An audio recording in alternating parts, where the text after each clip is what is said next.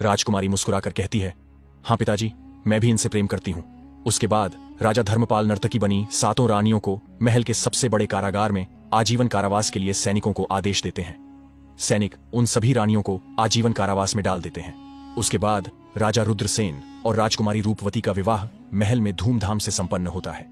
विवाह के बाद रुद्रसेन अपनी पत्नी के साथ अपने राज्य लौटता है। अब वह अपनी नई रानी के साथ सुखपूर्वक जीवन व्यतीत करने लगता है।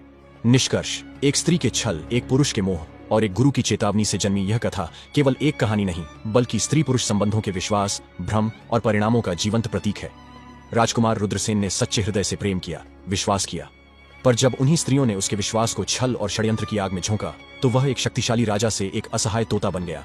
7 रानियों का धोखा, एक तांत्रिक की माया और जीवन की कठिन परीक्षा उसे भीतर तक तोड़ने को आई, पर वह टूटा नहीं, क्योंकि उसके भीतर सच्चाई को जानने की आग और न्याय की चेतना बाकी थी।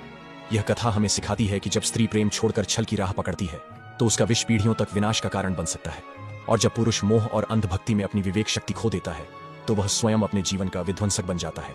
पर अंततः जिसने त्रिया चरित्र को पढ़ा, भोगा और समझा, वही जान पाया कि स्त्री यदि एक ओर ममता है तो दूसरी ओर माया जाल भी, और राजा यदि न्याय है तो मोह में पड़कर अन्याय भी बन सकता है। यही इस कथा की अमर चेतावनी है।